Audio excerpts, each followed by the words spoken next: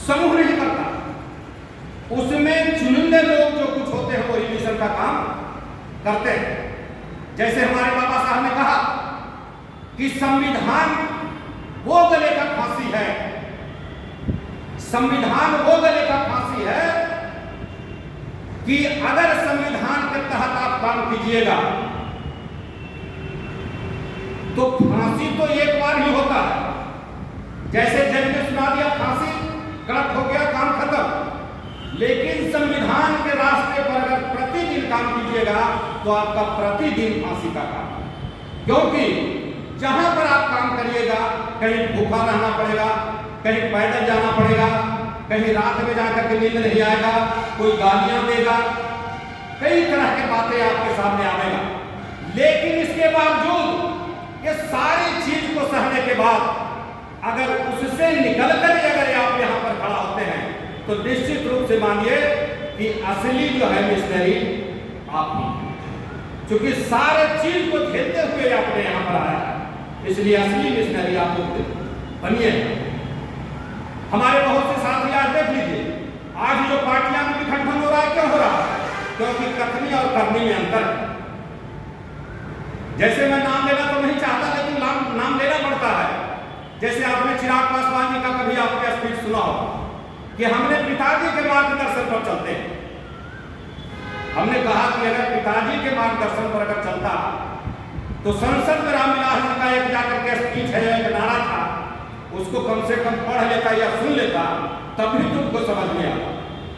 क्योंकि रामविलास जी का सदन में भी ये चीज है और जनता के बीच में जाते थे तो ये कहते थे कि संसो बाने बांधी गांठ, पिछड़ा पावे 100 में 60, राजपाट है किसके हाथ, ऊंची जात की क्या पहचान, गिट पिट बोले करे न काम, छोटी जात की क्या पहचान, करे काम और सहे अपमान,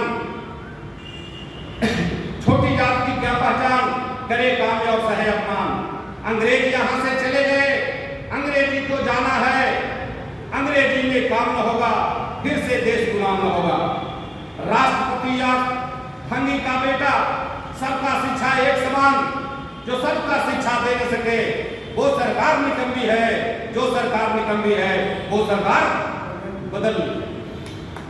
तो साथियों, ये चीज जो है हमारे लोगों में उपस्थित है और संविधान जो 1950 के बाद जो हमारे पास चला है, हमें सोचने की बात है कि आज तक संविधान का विरोधी कौन है। संविधान का विरोधी 3-3.5% जो लोग हैं वो क्यों करता है? तो संविधान का विरोधी इसलिए वो है कि पहले जो है मनुस्मृति के आधार पर चलता था। 1950 में हमारा मनुस्मृति में जो उनका विशेष दर्जा जो दिया हुआ और हमारा कोई अधिकार नहीं था, हमारा केवल काम था, हमारे पास कोई अधिकार नहीं था। वही बाबा साहब ने 1950 में जब संविधान लागू हुआ तो मनुस्मृति से उनका अधिकार काट करके और संविधान में जोड़ दिया। तो निश्चित रूप से जिसको घटेगा उसको फटेगा, जिसको घटेगा उसको फटेगा। तो इसलिए जो है 3% लोग जो है विरोध करता है कि हमारा अधिकार जो है बाबा साहब ने उधर से पलट करके और इधर ला दिया। उसके बावजूद भी इतनी बड़ी संविधान में वो कौन सा आर्टिकल से डरता? पूरे संविधान में आर्टिकल 16(4) से सबसे ज्यादा मनवादियों का डर है। 16(4) में क्या है? हमको विशेष दर्जा मिल गया, कुछ आरक्षण मिल गया, जिसके वजह से उसको जाकर के विरोध में दिक्कत होने लगा और आज तक जो है वो हमारा विरोध करते आ रहा है। और हमारे लोगों में क्या है, थोड़ा बहुत पैसा कौड़ी वगैरह दे करके और हमारे लोगों को जो है बहकाना शुरू कर देता है और हमारा आदमी भी जो है लोग में जाकर के फंस जाता है। आज नतीजा आप सामने देखिए कि आप कहीं भी ब्लॉक में चले जाइए, थाना में चले जाइए, बिना द्रव्य का एक भी काम नहीं होता है। और हमारे जैसे लोग को कहेगा कि बिना पैसा का काम नहीं हो रहा। आप लेबर कार्ड बनाने जाइए, 1500-2000 लगेगा, इंदिरा आवास में चले जाइए, वो 25,000 रुपया चाहिए। तो जो चीज आज हमें सुना रहे हैं, आपने ही तो 500 रुपया लेकर के वोट दिया है। तो जब आपने 500 रुपया लेकर वोट दिया, मुर्गा खा करके वोट दिया, दारू पी करके वोट दिया, तो आज आपसे पैसा नहीं लेगा। अरे बिजनेस का मतलब क्या है? कभी घाटा साता है।